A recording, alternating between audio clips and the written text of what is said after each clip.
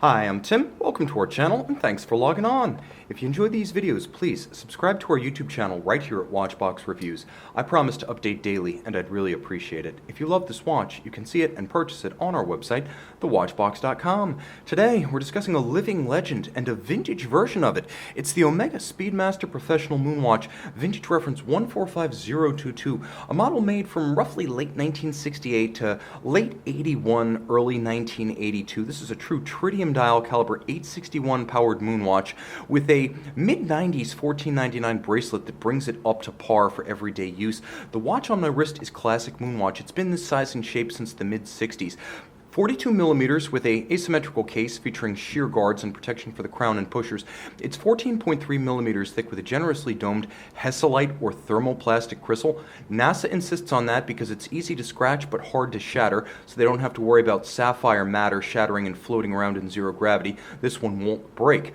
You also have a lug-to-lug span of 48.5 millimeters, which means the watch wears well on a smaller wrist. It is 52.8 millimeters if you include the solid end links of this $14.99 1996 to 1998 bracelet, so it has a good wrist presence. It is far larger than a Rolex Daytona.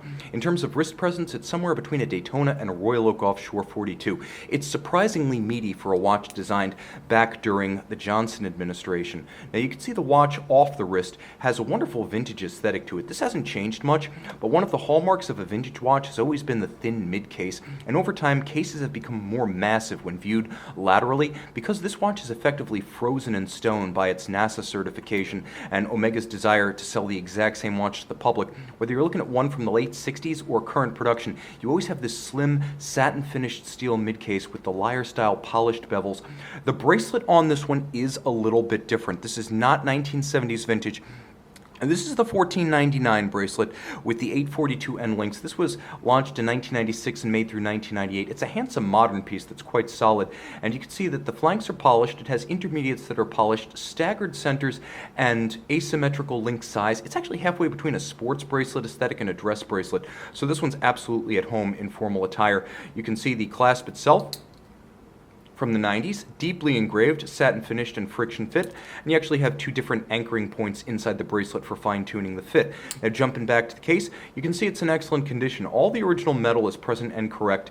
You can see the shear guard I was talking about on the crown side, a little bit of a recess and a countersink to protect the controls, and then you have the cantilever tachymeter bezel that features an anodized aluminum insert, and you can see the Hesalite crystal creating those wonderful off-axis distortion effects of the dial. Another feature that marks this watch as sort of a living relic, the tritium dial. And this watch has a pretty typical modern survivor combination of factory service replacement Luminova hands with an original tritium dial base. You can see it is signed T and it is dead as a doornail. There'll be a loom shot to demonstrate the difference between the dial and the hands, but it's kind of a happy medium. You get hands in modern condition unmarred with Luminova that lets you read the watch, and all of the historical fabric of the dial is retained.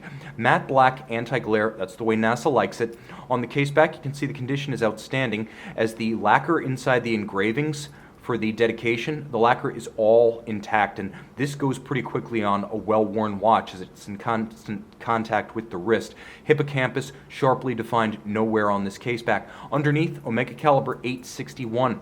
The original Moonwatch caliber, a 21.6 upgrade with a cam and lateral clutch of the old 321. The 321 is nostalgic and evocative, but this is actually a tougher movement and more precise. Manual wind, 48-hour power reserve, the older 17 jewel version in this watch with the copper-coated bridges. If you were to open it up, it has the vintage copper coat on the brass bridges. The one that you remember from this era is the one that you get, and it is a vintage watch inside and out. It's a cam and a lateral clutch system, but very crisp, and with the tolerances superb. It does have a very positive action. The advantage to the lateral clutch and the cam being that this watch can withstand temporary impulse of 5,000 G. It's there for toughness sake. And the watch, originally 50 meters water resistant, probably shouldn't be tested to that threshold today. With a true vintage timepiece and a certifiable collector's item, it's best to buy a newer Omega watch, such as delightful 2018 Seamaster Diver 300. Wear that and wear this, and you've got a two-watch Omega collection that's absolutely faultless, flawless, and ready for anything. A true vintage Speedmaster. This is the Omega Speedmaster Professional 145022. 145022 Speedmaster. You can see the dial's dead, but the hands are super luminova. Tritium and super luminova. You get the best of both worlds on the Speedmaster Professional.